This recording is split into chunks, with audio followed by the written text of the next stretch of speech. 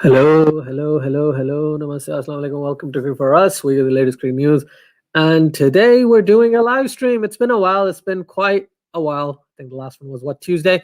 We were discussing Zimbabwe, Pakistan. And today we're just doing a live stream just about cricket in general. But more specifically, we're going to talk about, the recent Australian all-time 11 that I released. I think it was a couple of days ago, wasn't it?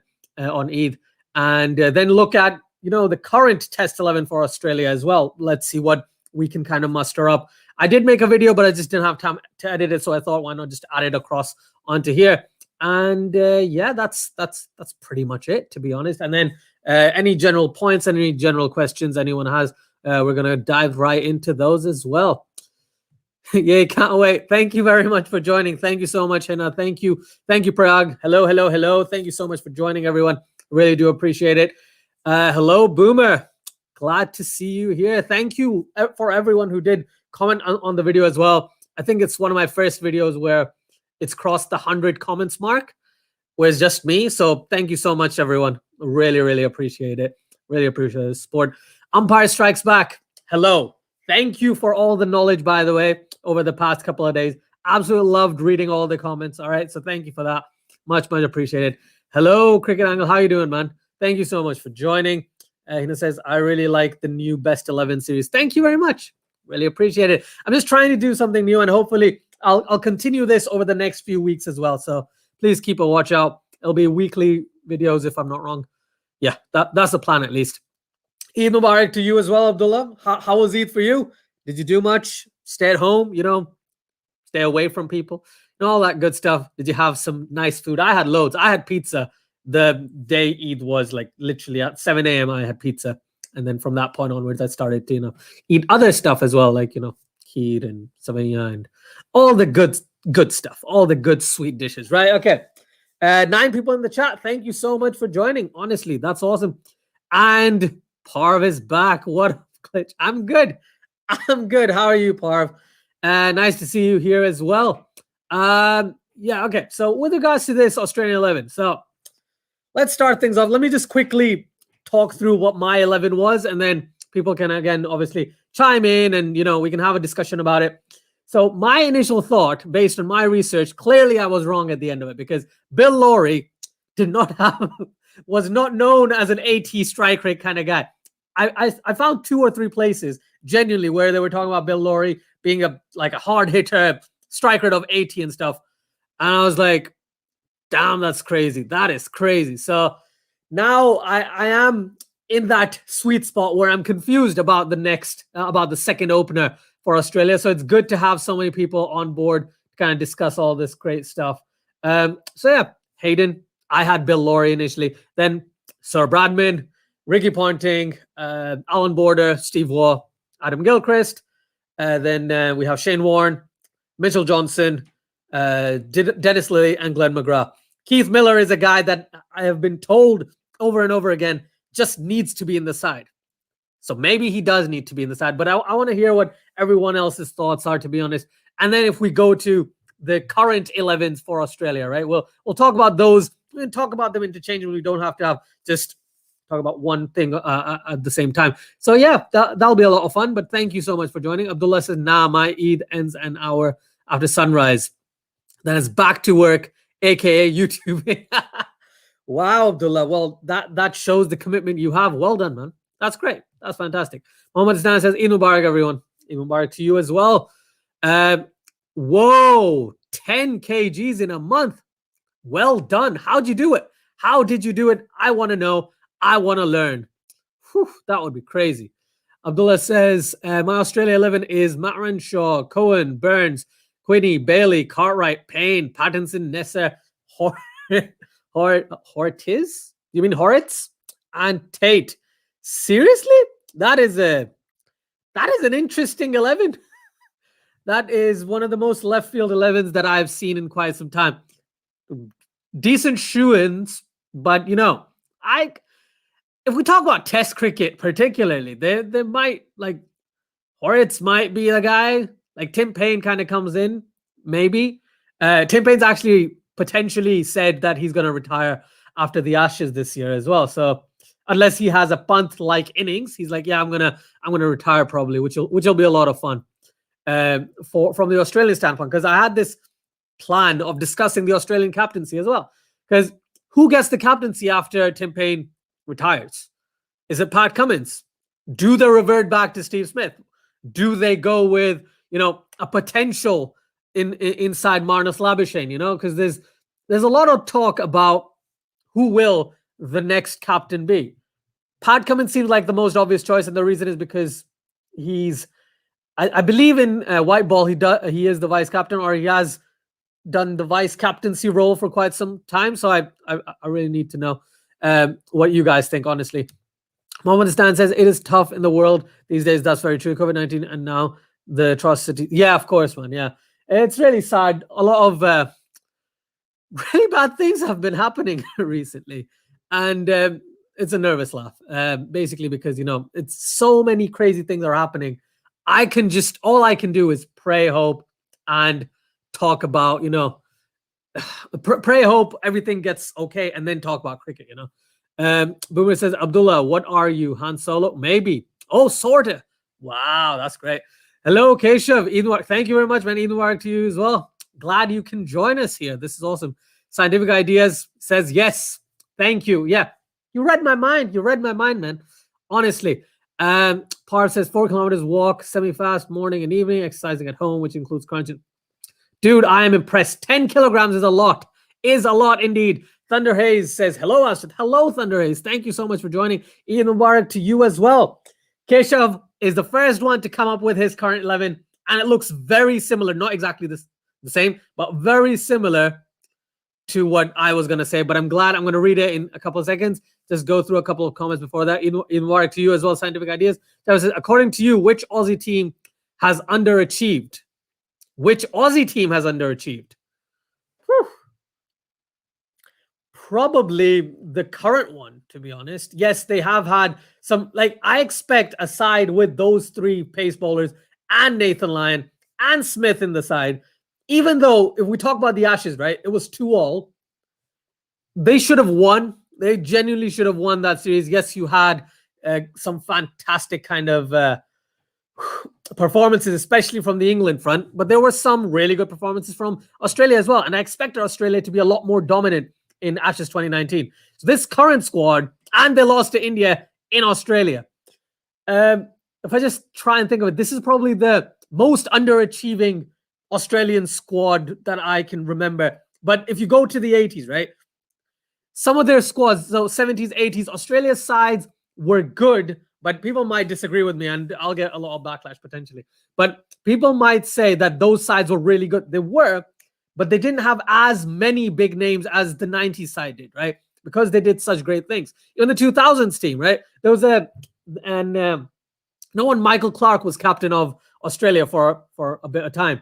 And they had players like Marcus North in the side. And, I'm just trying to remember who the players were. But it was that phase where it was just after Brad Haddon or just before Brad Haddon left the test setup. And I was like, yeah, they look a bit out of sorts. They had Peter Hanscom as well come in and then go out.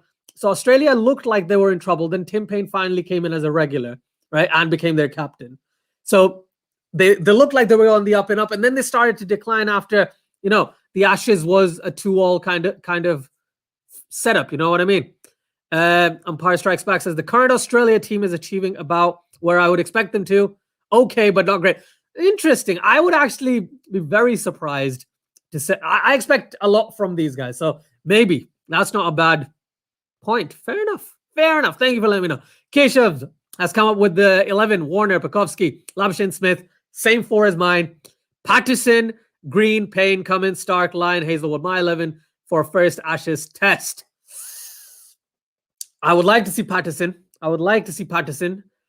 I think they might go back to Travis Head if he has a pretty decent county stint this season in the UK. Yes, different format, different everything. But if Travis Head does well, he's got an average of almost 40, right? They're gonna bring him back into the squad. That's what I feel. Even though I don't want him to be there, but I think Travis Head might be in there for some kind of position. You talk about Green. Cameron Green is fantastic, right? And Green, Head, both of these guys had a fantastic Sheffield Shield as well, right? If I'm not wrong, and people in the chat can obviously correct me, but I remember both of them being pretty good. So they've got a lot of like questions. The main question for me is one position in the opening slot, right? Pukovsky's played one game, so we don't know exactly what he can do in Test cricket, but we've seen how good he can be and how good he has been in the Sheffield Shield, right? So that opening slot with Warner, 8 times out of 10, I'd give it to, or 9 times out of 10, sorry, I'd give it to Pukovsky, but who else could they be, right? And then at 5 and 6, you've got that question. You've got Patterson, you've got Green, you've got Head. They might even look at Wade, even though I don't think they should look at Wade again, all right? Then what else you got? You go down, you look at Stark as an option, right? Cummins, Lyon, and Hazelwood walk into any Australian side. But for some reason, Stark's got loads of wickets. I think he got 250, 255 Test wickets in 60-odd matches.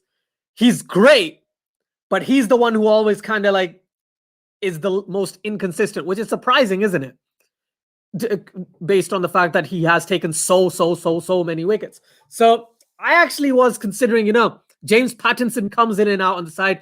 Michael Nesser as a potential option. Yes, he's not a super quick bowler, and he's not like a fantastic batsman, but him coming into the side, giving them a bit of stability with the bat. Yes, he's not Cameron Green batting levels, but I think he's got an average about 20, 24, something like that. But obviously I can be corrected. And then with the ball, he can take wickets. I'm trying to remember, there was this match, and again, it might just be one game, but he scored 100 and took 5 wickets. So, but yeah, Keshav, I understand where you're coming from. Good side, that. Very good side.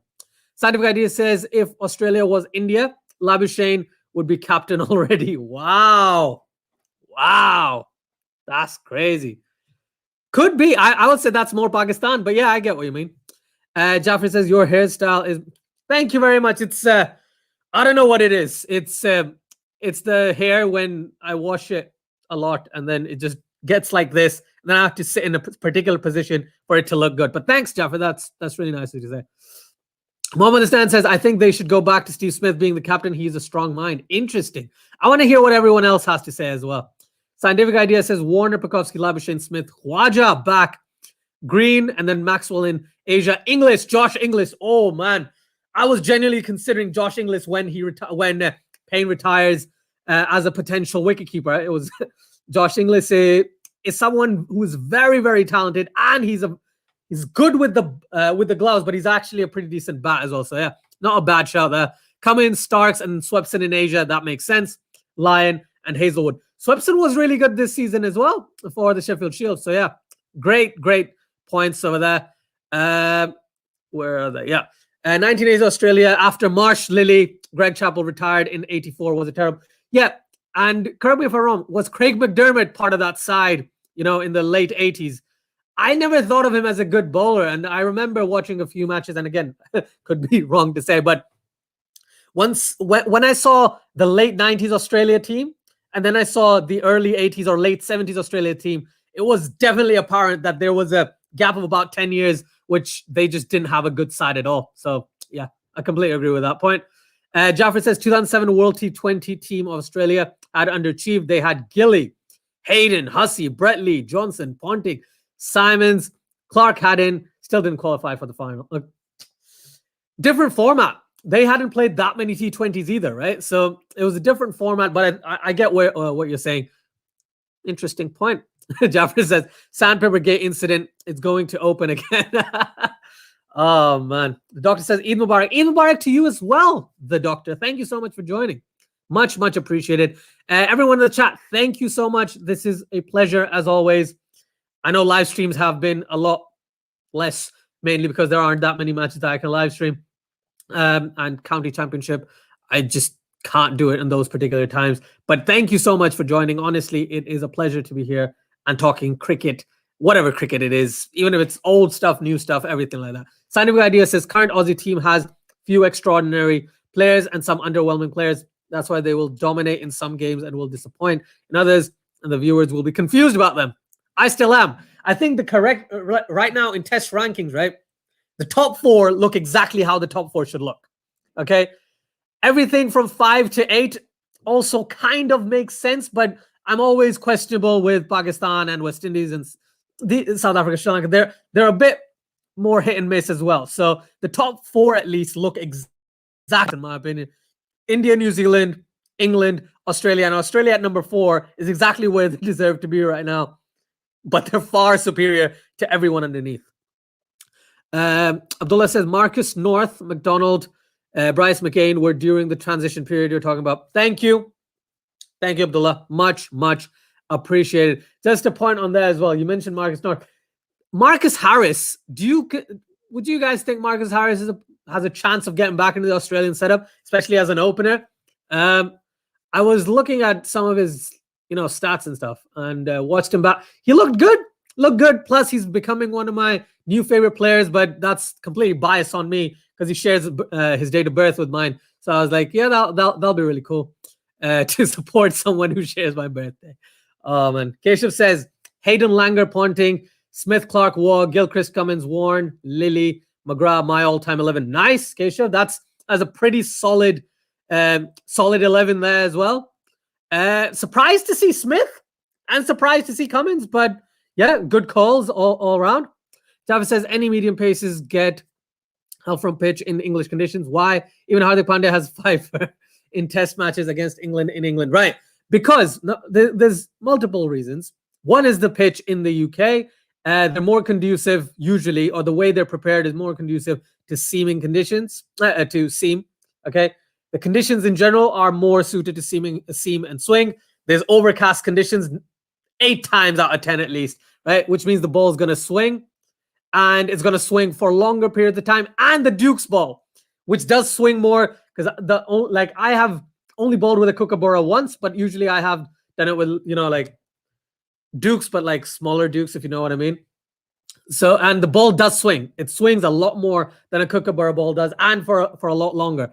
That's the reason why paces take advantage of it. Like the person I can think of every time I think of, England and a medium pacer taking wickets or bowling well is Paul Collingwood. And I always think of Paul Collingwood. You can think of Hollyoaks, right?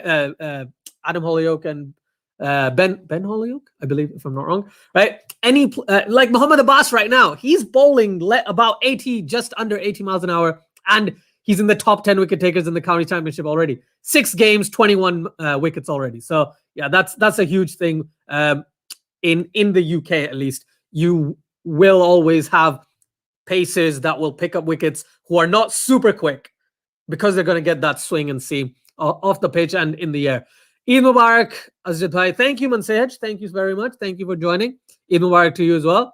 Hope you had, I don't know what you'd be doing on Eid, but hope you had fun. Hope you had a good Friday and Thursday. Jaffer says Joshua De Silva is outstanding upcoming week. Yeah, he is. I don't know if you know this. He has a YouTube channel. Really cool YouTube channel at that as well. So do check him out. Huge fan, not just of his YouTubing, but his cricket. The way he showed class against New Zealand. The way he's actually stood up, right, with the bat. I was expecting Jermaine Blackwood to be the guy that stays and he's like Mr. Consistent, Mr. Dependable. But De Silva is kind of coming into that role himself as well for West Indies. Scientific Ideas says Mitchell Stark is a fascinating bowler. His wicket-taking pattern is very similar to Shoaib Akhtar's. Agreed with you. Absolutely agree with you there. Keshav says Peter Neville was a really good and underrated keeper and didn't get a fair run in tests. Yeah, he didn't get a fair run in tests whatsoever. However, right, was he that good? Because I'm basing this a lot on the little I've seen of someone like Peter Neville. I didn't see that much of. And when I looked at his stats, I was like, these are really good. But that jump from first class to test cricket, it is huge. And maybe that's what they realized. They thought maybe he's not a guy to sustain or to stay with for Australia. But thank you for that comment. Kesha, really appreciate it. Jaffer says, please do a live stream on golden era of Pakistan, Australia, and India every day. Every day? Jaffer, man, if I could, I really, really would. The idea behind, doing these videos for the all-time 11s and then the current 11s was ideally this, because I want to talk about this stuff and I wanted to put it out there, get the discussion going, and then we could come here and then just talk about it. Honestly, that's the way I wanted to check it out. is Sheffield Shield mug. Thanks, man. Mohammed Stan says, Ajad, I wanted to ask about the South Africa tour of West Indies. Yeah, what are your predictions in the Test series specifically? Right. If I'm not wrong, they've got 2. Let me just see it. I genuinely just saw it 2 seconds ago. The exact tour, like the entire tour. So just give me 2 seconds. Let me just find it. Where is it? There we go. Here it is. I've got it in front of me. Right. There's 2 tests. I'm going 2-0 or 1-0. Basically, I think West Indies is going to win. I don't think South Africa is going to win the Test series or win a match even. And in terms of, moving forward, the T20s, there's 5 T20s. I'd give that 3-2 to West Indies. Then when Australia goes to West Indies for the 5 T20s and 3 ODIs, that's going to be tougher. I think Australia is going to win the ODIs, but T20s, they're going to find it difficult. They're going to find it difficult, especially the T20s against West Indies. So just on the point, as you said, Mohammed Stan, there about South Africa's tour of West Indies, their squad needs to be stacked with players who can, number one, play spin, but not just play spin, but also be able to handle slightly bouncier tracks. Probably they're used to that. And the pitch starts to get really slow and low, and there might just be 2 draws again, like there were against Sri Lanka. I don't see them trying to make that type of pitch again. They're not going to make pitches that are so flat that they can't really do anything with. So I predict West Indies winning the series, definitely. West Indies have looked a lot better, especially in 2021. I don't think they've lost a match, right? They won in Bangladesh. They beat Sri Lanka. They're now technically they're playing really good Test cricket, especially at home. And yes, Sri Lanka were away and all that good stuff that Sri Lanka was doing. But I would still give the edge to West Indies. But I want to hear what everyone else says, definitely. Umpire Strikes Back says Marcus Harris definitely has a chance, only as an opener. Yeah, only as an opener. No other way there. Keisha Smith walks into that side. Why surprise? Cummins is bowling. A striker of 21, and he was fastest to 150. Yep. The thing is, when I think, of like the best 11, I start going back. Like if I've got Don Bradman in my side, I've got Ricky Ponting, and I've got Alan Border, I have no place for Steve Smith. He's in the conversation, and then he's straight out of the conversation. That's all I'm saying. Same with Cummins. If you want to compare Cummins, I would say you could compare him with a lot of players. You compare, if you go all the way back, and a lot of the viewers and subscribers have actually helped me out with this over the past couple of days. You can think about Ray Lindwald, right? You could think about Jeff Thompson quite easily. I would put Thompson ahead of Cummins, unless you give it let's say 5-10 years and see where Cummins is then, right? Then that's a slightly different discussion, which is why if you look at, yes, they didn't play as many games. If you go back 20, 30, 40 years, they didn't play as many test matches, but I would still find it difficult to put Smith and Cummins and even Warner to an extent into an all-time 11, if you know what I mean. But no, I appreciate that. I was just surprised, that's all. Because I was thinking you might have Bradman, you might have, as everyone has pointed out, Keith Miller, you might have Arthur Morris, but he's an opener, right? So yeah, loads of not loads, but there are a couple of other options you could go for. Could have Steve Waugh in there as well. So fair point though, Keshav. Thank you for sharing that. Jaffer says, how to combat swing from current generation? Only Kohli, Rahane, Azhar, Smith, Labuschagne were successful. Now that question is the big question whenever someone tours England, right? All they want is to be able to play against. All they want is the ability to, sustain themselves at the crease against the ball that swings, against the ball that seams. The best thing is know where your off stump is, know when to leave the ball and when to play the ball, right? It's going to be difficult for whoever comes there. The ball will swing for longer, so you need to know first off where the ball is swinging. If it's swinging into you, if it's swinging away from you. Because in England, the caught behind thing kind of comes into more prominence rather than stump to stump, as it is a lot more, at least in Pakistan it is. Right? So the best way to tackle it is know how to leave the ball, how to take advantage of the slightly looser deliveries. And it's the same everywhere, but in England especially, know where your off stump is, honestly. Scientific Idea says Stark is fast, swings the ball, and is left-handed. He has a lot of upsides, but he lacks control and also finds it hard to find right lengths outside of Australia. Yep. Yeah, he does. Keshav said his keeping skills were unmatched, kind of like Rashid Deeb, great keeper, poor batting. Maybe that's why didn't play much. All right, fair point. James Pearson, Brisbane Heat's player, is also talking about replacing Tim Payne. Really? That'll be surprising. That'll be nice. Scientific Idea says Wasim Akram was fast, left swung the ball, had control, like he was making the ball move using the force like a Jedi. Middle Stark has everything except that last quality. Yep, I agree with that. Aussie needs to induct Jai and Meredith in there. They will. 100% they're going to. They definitely are. West Indies is so lucky to host 3 proper series against top quality nations in COVID times, 15 T20s, and then CPL. Probably going to make West Indies the best prepared team for the World T20. Yeah, doesn't sound like a bad idea and doesn't sound like a bad plan. The next 3.5 months are all West Indies. New Zealand, West Indies are in the same group. Yeah, it's going to be hard for Pakistan to get through it. It's probably going to be West Indies and New Zealand at this rate, right? There might be Australia and New Zealand, but yeah, Pakistan are going to have a very difficult time. Mohammed Musa says West Indies have played a lot of cricket in the past 2 years, and it shows in their solid performances. Scientific Idea says, I agree with Keshav about Cummins. Cricket has never seen a 90 mile an hour who is as accurate as Cummins. Jared Kimber also talked about it. Yes, he did. I remember watching that podcast. I remember listening to it as well a couple of times, surprisingly. But the thing with Pat Cummins is, if you think about 90 mile an hour bowlers, he's one of the few who doesn't bowl above 90 miles an hour consistently, but he doesn't need to, right? So if you remember, if you go back like 4 or 5 years, Hazelwood used to bowl around early to mid 80s a lot more. Cummins was bowling just ahead of 90, and Stark was somewhere around there as well.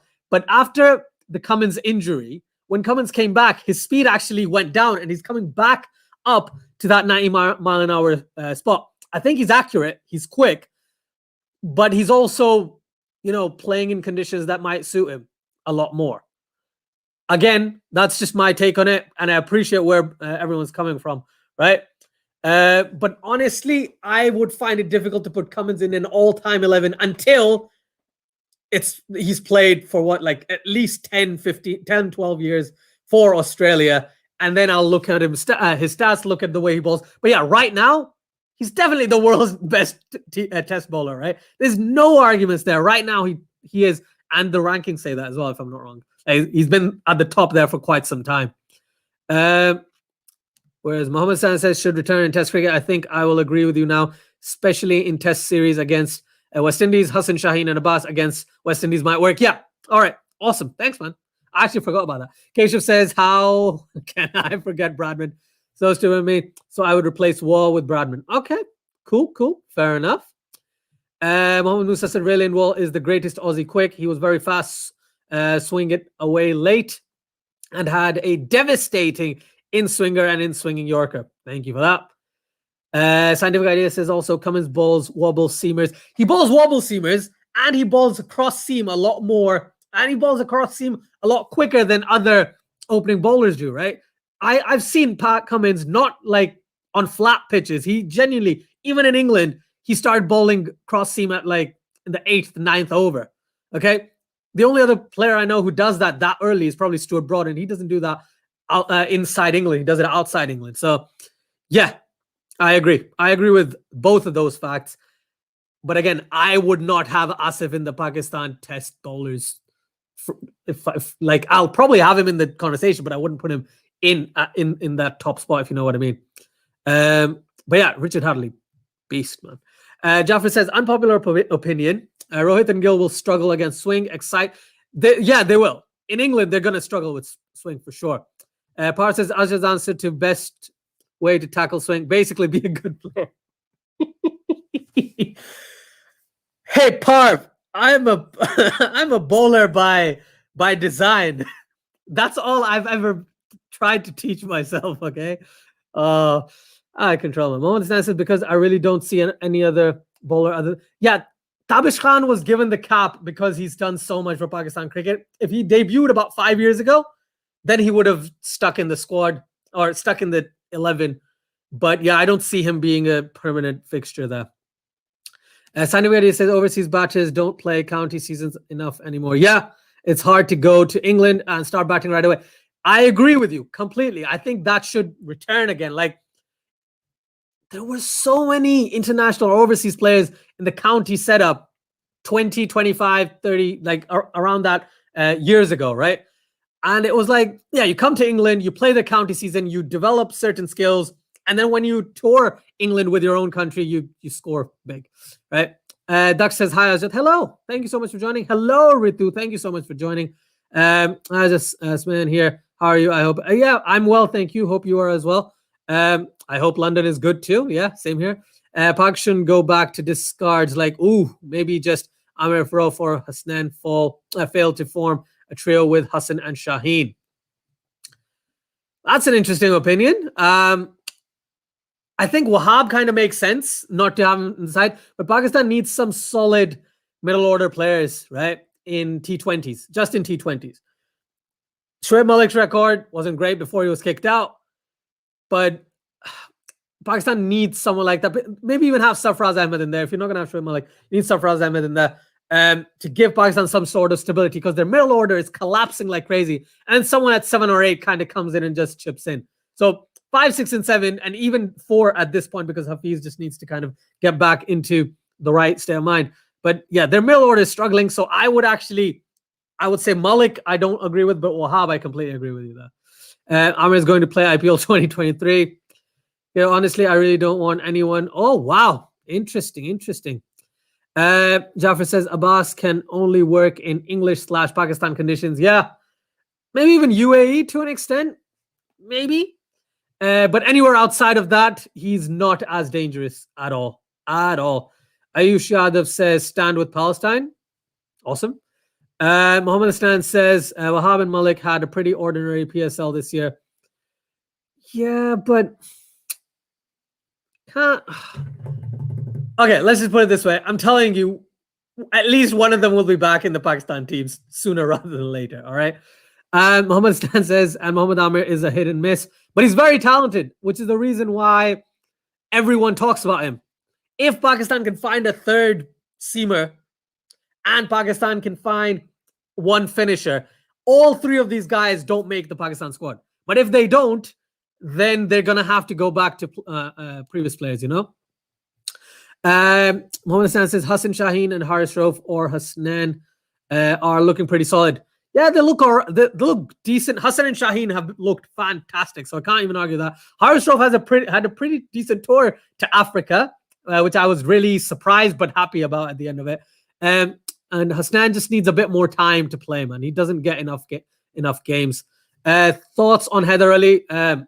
Heather Ali is a guy who definitely needs to figure out how to not just try and play through mid-wicket almost every single delivery. That's anywhere on off stump or leg side of that. But he's very talented. He's very powerful. He's very strong in that sense. He is, like I said this like early on when Heather Ali first came on the scene. I said he looks like a guy who's similar to Imran Nazir, but can't play the pull shot that well. Okay, which Imran Nazir could. Okay, so Heather Ali is good, but he just needs to play more domestically. That's all he needs. He needs more experience. Sandy Idea says Zahir Abbas was scoring. Yes, he was. Yeah. And in Pakistan, at one point, he couldn't even score in Pakistan, then eventually started to score. But yeah, the county helped him millions of miles, helped him so much. So much. Kish says, can Pakistan address their middle order problems by getting Rizwan Babar at 3 or 4 for the solidity? Open with Fakhar Shajil and then Hafiz at 5 probably. I think Keshav, I've spoken to you about this. I don't see that happening. I don't think that should happen either because I think if Rizwan's doing an all right job at the top, why change that? But I agree Babar should move down to 3.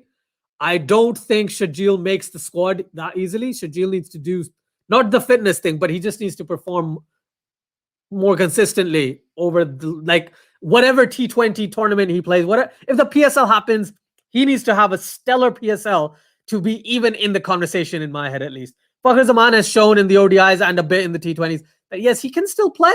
He might still be a good shout for that opening slot. But until Fakhar Zaman performed, I was like, yeah, Babar and Rizwan, there's no arguments there. But because Fakhar came back and he performed so well, I was like, oh, maybe he has a way to get into the Pakistan setup. But yeah, I think if Fakhar plays, he needs to open, and Babar needs to move down to 3. Hafiz at 5. I'll tell you this, I can't remember who I was talking to, but this was on Clubhouse yesterday.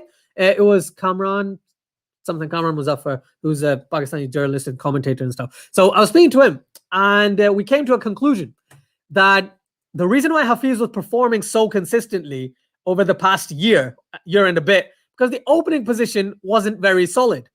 So he'd get more time at the crease. Now, though, he's not getting enough time because those guys at the top are doing stuff. So moving Hafiz further down might not actually solve the problem. It might actually make the problem worse, you know? And Mohammed Hassan says, Ayush, thank you, man. I really hope they find peace. Yep. Scientific Idea says, yeah, Amir to RCB, sign him already.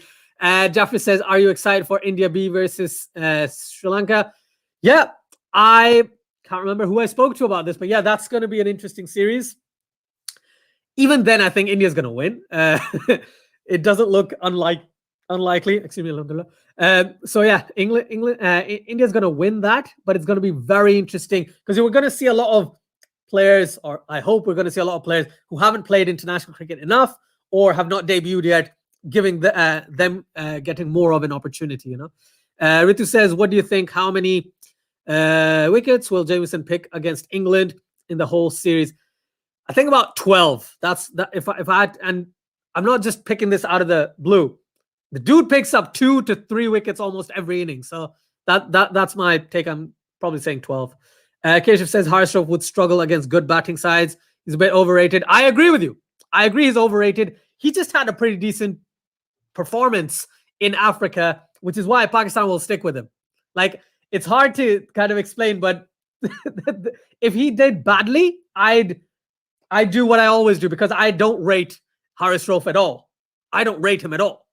But I think what he did do in Africa kind of just says, okay, maybe he can, maybe he does have the potential. So let's see what happens, you know? India, yeah, they would smash him all over the place, especially if it's in India. If it's in India or in the UAE, Haris Rauf is getting pumped everywhere. Jafar Shaheen is pretty much average in test format, especially in New Zealand, Australia, and England. Yep. He's 21. He needs to just develop a bit more. He'll get there. He will get there. He's one of the guys who I think can get better, and he's improved. If you compare him from 2019, in 2 years, he played in the World Cup. He got a fifer, if I'm not wrong, in one of the matches. And since then, Shaheen Afridi has catapulted and become Pakistan's main bowler. And the reason is, one, he's played so much, but also that he's bowled well, you know? Mohammed Stan says, so Babar and Rizwan to open, Hafiz and Fakhar in the middle order. They will have to trust Heather and Hassan to finish in T20Is. You don't think Sarfaraz is coming back into the side anytime soon? Keshav, Haris did pretty well against... Okay, I'll leave that discussion. Umpire strikes back. Are we going to have a structured discussion on all-time 11? I break it into parts and discuss openers, then discuss 3, 4, 5, all-rounder, keeper, pace, or spin, or are we going to make random comments? Umpire strikes back. The initial idea was to have a structured discussion, but then I just got into the comments, to be honest. From next time onwards, I'll explain the format, but ideally the thought was you just talk about, we talk about the specific teams, we talk about why we chose specific players, but for next time, I will put a proper format in there, but I appreciate your comments there. And it will be very similar to what you've just said. So who would be the openers? Why? Who would be numbers 3, 4, 5, maybe even 6? Any all-rounders, wicket keepers, and then down to the spinners and the pace bowlers, okay? But in this particular instance, I don't think that has worked very well.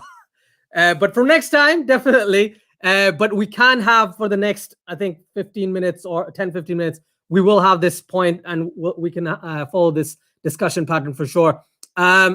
Just want to say before I continue, thank you everyone who's joined us. Honestly, it's really cool that you guys are here, and I'm just planning to do these types of live discussions, hopefully every week. If not every week, then every 8-9 days, something like that, to discuss whatever teams I decided. So, right, here we go. People have said Hayden in most of the instances for their all-time 11. Okay, anyone have any arguments, or anyone has any basis of who should that second opener be? Because before I did the entire list, I thought Langer, right? Then I found out about Arthur Morris, found out about Bill Laurie. I found out about, Ponsford as an option. Okay. So if you just in the comments, what do you think with Hayden? Who would your next opener be? Because I'm really sorry to anyone who doesn't agree with me here, but Hayden has to be in the side. There is no way Hayden doesn't make it, let me just find that there. There we go. Ritu says Bill Laurie. All right, cheers. Thank you for that. I will go to the other comments, guys. But Umpire Strikes Back makes a valid point. The main point of discussion was the greatest 11, not as structured as I expected. However, next time it will be a lot more structured. While people come up with their answers, I'm just going to look at a couple of other comments. So Jaffa says any pacer will struggle against top quality batting. That's very true. Mohamed Musa says different time. Please move the no ball rule to the back foot like before. Made for beautiful. Oh, I don't think that's happening anytime soon, man. I don't see that happening at all.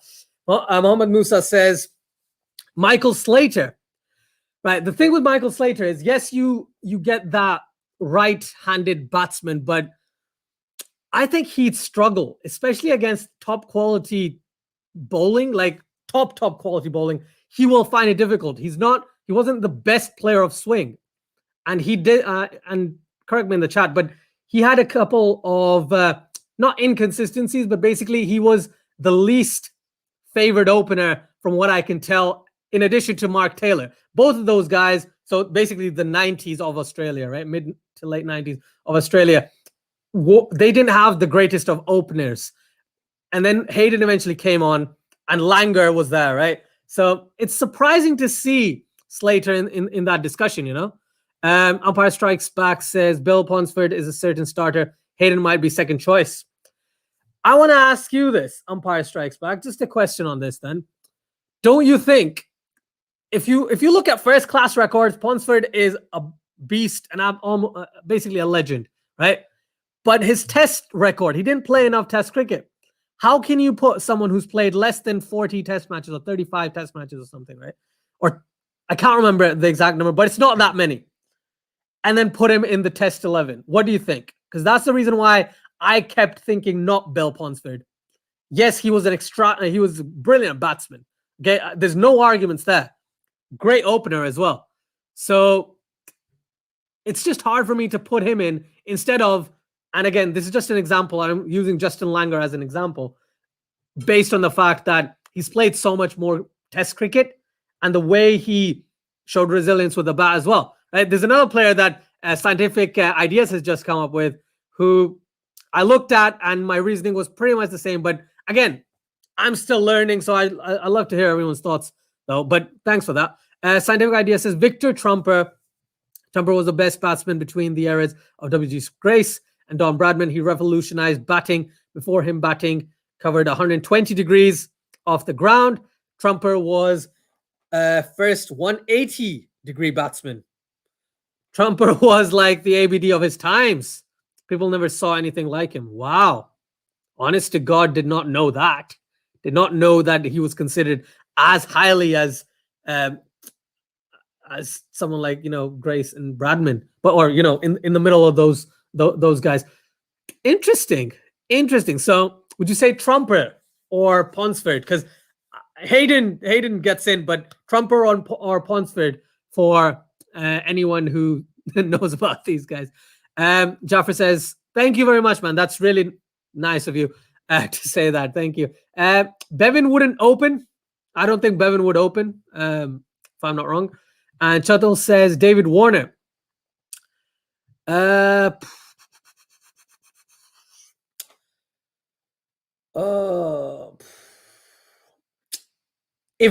No, not because there's not that, like, if we look at each of the openers, right, the big issue comes to who did David Warner play against. You have to take into consider a lot of other things, which is why David Warner finds it quite difficult, I think. Scientific Ideas goes Hayden and Trumper. Empire Strike Back says if we limit it to players with more than 50 tests, then we disregard almost everyone. That's why I didn't say 50. That's why, like, for me, 30 just doesn't seem like enough. And I'm just going to check how many did Ponsford actually play. If I'm not, how many tests? Right. He played 29 test matches, right? He had an average of 48. He scored over 2,000 runs in his 29 matches. So there's no doubt he was a fantastic batsman, fantastic opener. But if it was just first class, I'd create a first class 11 where Ponsford walks into that side, right? But it's difficult. It's difficult for me to kind of think of it. But I appreciate your thoughts on this. Definitely appreciate it. Because, like I said, you probably know a lot more about Australian cricket than I do. Mohammed Musa says Hayden was the most intimidating opener I've ever seen together with Sehwag. Yep, as in live. Yeah, he was great.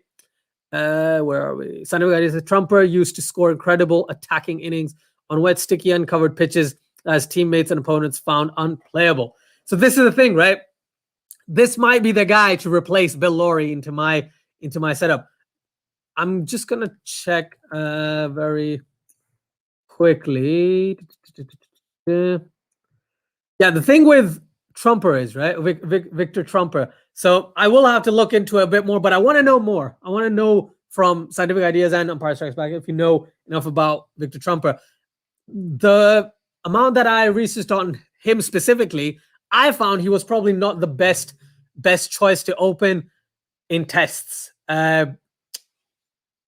But again, my research told me Bill Lawry. So, you know, what do I know at this point? But no, I appreciate that. Thank you very much.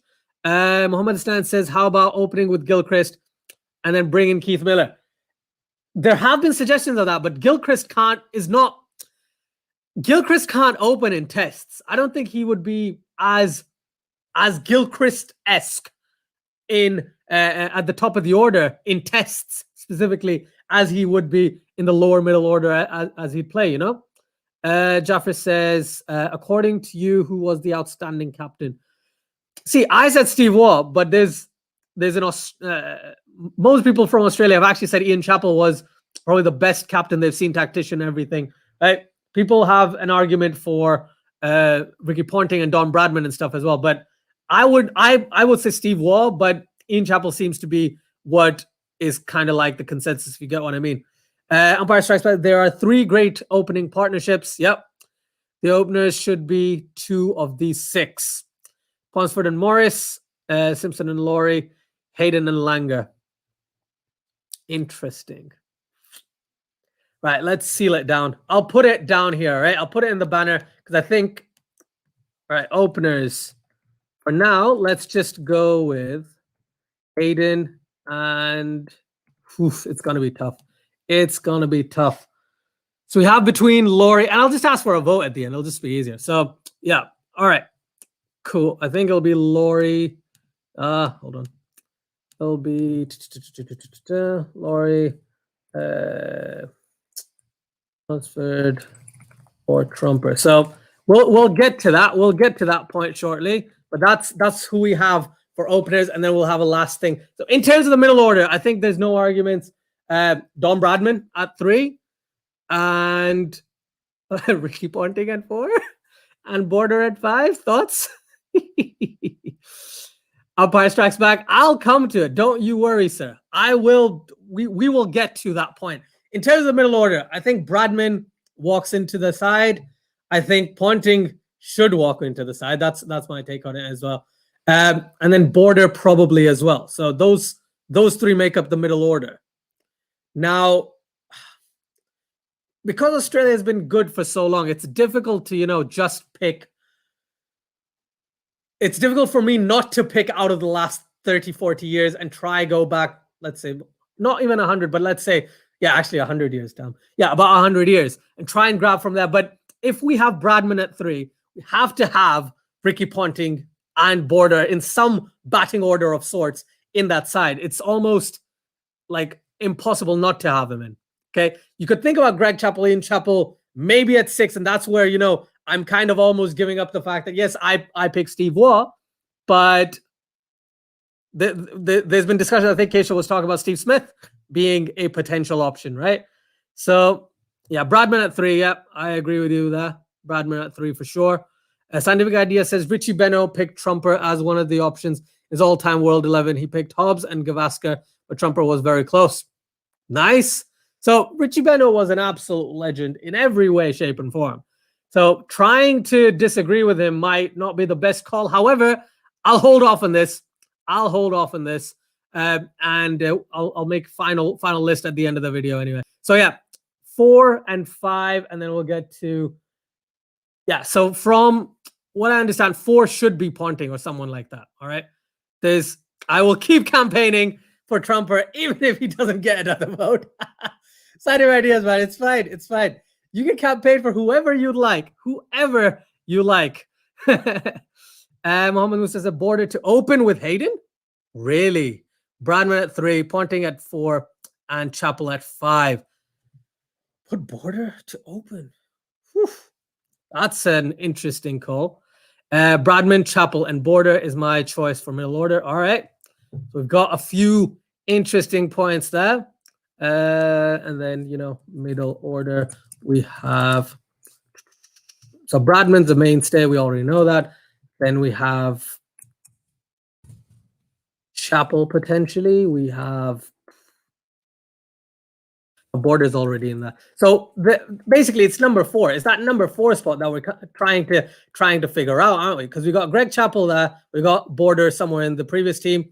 So it'll be some mixture of Border, Chappell, and Ponting from that point onwards. And I think Border makes it into most sides anyway. So Chappell or Ponting is going to be the decision.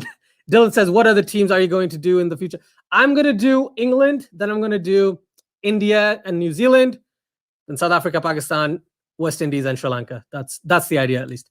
Krishna says, hi, Azjad. Hope you're doing good. I'm good, Krishna. Thank you so much for asking or mentioning. I hope you are as well. So anyways, Bradman, Ponting, and Smith are my 3, 4, 5. If we're not picking current players, then I pick Steve Waugh at 5. I actually had Waugh at 6. Personally, because I need, there's no way I'm not having Border and Ponting into the side. But based on what a lot of people are talking about, they talk about Greg Chappell being a mainstay in there and Alan Border. So it's give or take. We'll get to the point. We'll get to it. Thanks, Chatil. Oh, that just cracked me up. Thank you for that. Umpire Saxby, Trumper played in an era of very low averages, so his career average of 39 is excellent compared to his peers. Yeah, I agree with that. I'm happy to take that on board for sure. Jaffa says Saurav Ganguly took more wickets as a batter at a better average. Yeah, I didn't know that, but that's an interesting tidbit there. Right, moving on. So I'm going for. Are you ready?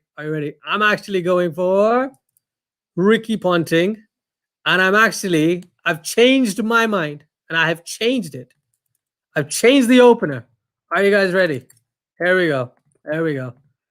And the opener is Ponsford. Bill Ponsford with Matthew Hayden. Middle order is Bradman, Ponting, and Border. I know Greg Chappell should be in there in some way, shape, or form. He will be around. He will be in the squad, but I can't fit him in. I genuinely can't fit it in. Australia have been bloody good at cricket, ain't they? Yes, they have. Dylan, I'll just be doing tests. To be honest, I'm going to start off with tests all times and current tests as well, and then I'll go into the T20s and ODIs eventually. But no, I appreciate that. Thanks for that. Yes, I am. I really, really am. Right, guys. Okay, so moving on. So we got 6 and 7 is who we're looking for. So you could call them all-rounders / keepers, right? And keepers in that section. And who do you have? So for me, I'm going Gilchrist, by the way, straight away. If you're not going to have Steve Waugh, you're not going to have Ian Chappell at 6, then obviously it'll be Keith Miller and Gilchrist kind of come in, don't they? Oh, am I spelling Keith wrong? I'm spelling Keith wrong. I didn't know that. And Gilchrist into the squad in the middle at 6 and 7. That's what I have at the moment. But again, I really want this sort of discussion going on right now.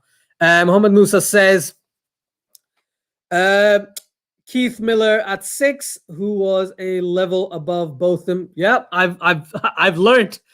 Sean DGB says, who have you got instead of Greg Chappell? I have Ponting instead of Greg Chappell, by the way, in the squad. Border kind of has been a consensus. So Bradman, obviously, and Ponting is in instead of Greg Chappell. What are your thoughts? And in terms of all-rounders / keepers, again, all-rounders, you could count keepers because they're batsmen and keepers. So I've got Gilchrist and I've got Keith Miller. If there aren't any arguments, if there aren't any other thoughts, because if you look as just a proper gloveman, yes, Gilchrist wasn't as good as someone like Rodney Marsh or Ian Healy, okay? But if you just take into the account that Gilchrist had an average of above 45, striking at 80, scored 1700s, batting at 7. It's outrageous. It is outrageous, all right? Sean DGB says Ponting is okay. I'd still find a way to have Chappell after Bradman. Yeah, that'll be great, but it's so difficult. It's so difficult. Abulash says, hey, Ajit. Hello, Abulash. And there's this term that I use a lot. There's a phrase, no news is good news. So if no one's disagreeing with the lower middle order, I'm going to the bowlers. And for the bowlers, I'm going to add in a person who needs no introduction, Shane Warne, right? And then number 9 for me is, I'm just going to call it X. And Lilly comes in and McGrath as well, okay? You can fight me on the Lilly and McGrath bit if you want. But yeah, there we go. So as you can see on your screen right now, we've got in the bowlers, we have Shane Warne, we have X, who is the one player we're trying to fit in, okay? We've got Lilly and we've got Glenn McGrath. We've got Shane Warne. We need one player to come into that number 9 spot. It could be any of these guys. It could be Richie Bennett. It could be Clary Grimmett. It could genuinely be Jeff Thompson, Mitchell Johnson, Brett Lee, and if you want someone like Pat Cummins, which came into discussion, but I don't think it'll be that easy to fit him in, especially right now. But what are your thoughts? Who do you think should come in? There we go. Lindwall is a must. Would you consider Lindwall with McGrath and Lilly in the side? Are they not completely the same bowlers, but they're similar in the way that they're similar bowlers in the sense that they're line of length and they'd be able to scare batsmen, right? So you're going for Lindwall. Interesting. Sean says Lindwall as well. Mohammed Musa says Alan Davidson, the greatest left-arm quick in history prior to Wasim Akram. Could score centuries as an all-rounder. All right, okay. Yes, for sure. Wow, Lindwall. Interesting. All right, so considering the situation, right, depending on the type of grounds we play on, right? Okay, so the assumption here is you're playing in now times, okay? Well, no, it isn't. That's not an assumption. I never said that was an assumption, but we're just picking an all-time Test 11. So here, Umpire Strikes Back says Alan Davidson, Lindwall, Warne, and Lilly. Okay? Sean DGB is happy with bringing in Lindwall into that number 9 spot. So would you not consider players like Brett Lee, Mitchell Johnson, maybe even Jeff Thompson over Lindwall, just initially based on the pace factor? Yes, you can think of Alan Davidson, and yes, left arm quick and all that stuff. But dude, come on, Thompson or Mr. What do you call him? Thompson or Johnson. Like I can't find a way not to fit them in due to the pace that they had. Yes, Brett Lee, super quick. Yes, we understand that. But if I have Thompson, I think I prefer Thompson over Lee. And Johnson, because of the left arm angle, he's like a mixture of Brett Lee and Jeff Thompson, which is why I had him in my side. But here we go. Here we have it. None of Lee, Tomo, or Johnson did enough to out those guys. All right. To be honest, I base it. Oh wow, out of form. Yeah, that's very true. That I can't argue with at all. When he's out of form, he is horrendous. But when he's in form, he's fantastic. He's fantastic. Where are we? Dylan says Leo Johnson because I think you need someone with raw pace. Maybe. Abdullah says not heard of Ponsford. Keith Miller, explain please. Bill Ponsford. If you scroll up in the chat, you might see Sean and Empires Strikes Back kind of discussion list. But basically, Bill Ponsford. If you look at his first class record, he was an absolute beast. He averaged 65 with a bat playing 100 above 120 first class games. Absolute beast, but just didn't get a chance to play as many test matches because back in the day, I assume there weren't that many test matches either. Brilliant opener. If we go down to Keith Miller, known as, so this is how I put it. You know, there was an era of the greatest, or it's considered the era of all-rounders, where you consider both them, Kapildev, Imran Khan, Hadley, as a thought, right? You go back, you think of Gary Sobers, but then you also need to think of Keith Miller. You go slightly further back, okay? You think of Keith Miller, Australian all-rounder, dude who had a strike rate, bowling strike rate, of better than so many bowlers then and even now. Took 170 wickets at a strike rate of 22. Average of 22. And then with the bat, he averaged almost 37, scoring around 3,000 runs. So yeah, he's someone who definitely needs to be in that side based on what I've learned in 2 days rather than the last week that I was doing stuff with. Where are we? Right. Thompson, Lilly, Johnson are not good enough. Lindwall was as fast as all of them. Interesting. Mohamed Musa says Davidson, Lindwall, Warren, and Lilly backed by Miller. That's a money attack. How? Right. Okay. Answer me this. How can you kick Glenn McGrath out of the side? Please, can someone explain this to me? And then I'm happy to, again, like I said, it's a discussion, right? So I'm happy because we're just on the last bit, so we can take like 5 minutes to do this. But what do you like? How do you not have Glenn McGrath in that side? How can you not? It's like not picking Ricky Ponting, which a lot of people did actually.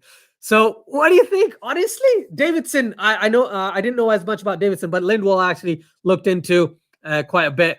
And Keith Miller, I had to look into over the past couple of days. So yeah, this is interesting. This is very interesting. So Davidson, Lindwall, Warren, and Lilly as the four-prong attack with Miller in the back.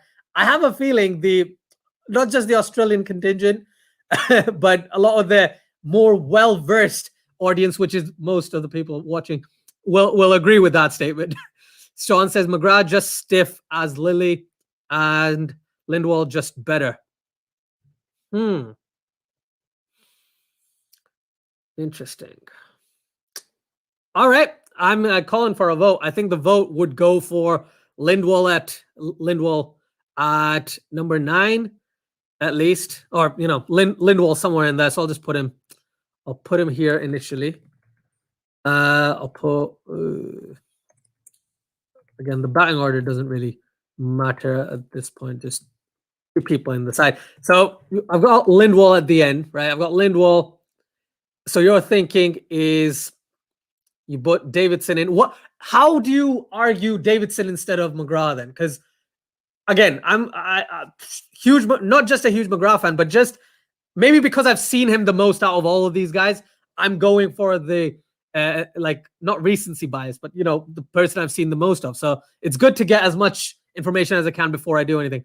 Umpire Strikes Back says McGrath is left out because the best lineup is Davidson, left arm, and great batsman.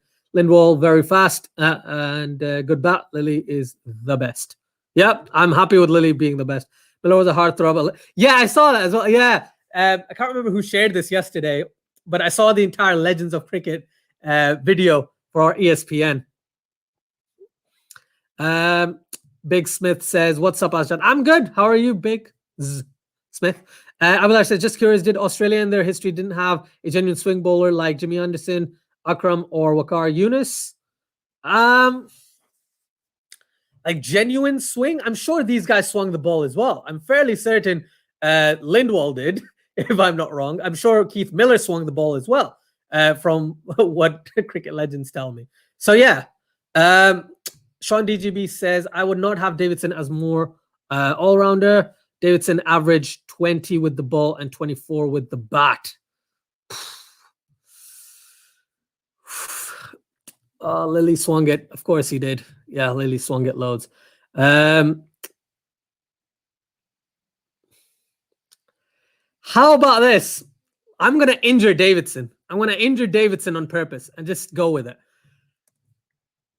I'm not having an argument there. So I'm going to check because I'm trying to see, right? Because when I was looking at these players and everyone, I could not find enough justification to have Davidson in the side over McGrath or over Lindwall. And I didn't think Lindwall would make my side based on what I was looking at. So, that's what I'm trying to ascertain here. So here we go. Due to popular demand, Siddle did swing it, but Siddle doesn't. I think Abhilash is talking about like further back. I will injure him. He's in the side, but he will be injured, and then McGrath comes in instead of him. All right. I could potentially say Glenn McGrath, but because that's who I've seen the most of. I saw him swing almost everywhere. But you could think of Dennis Lilly as a potential option. Alan Davidson, like I said, I don't know much about, or I don't know as much about as him as the other two. So from what I understand, he swung the ball quite a bit as well. So he'd be able to swing in most conditions.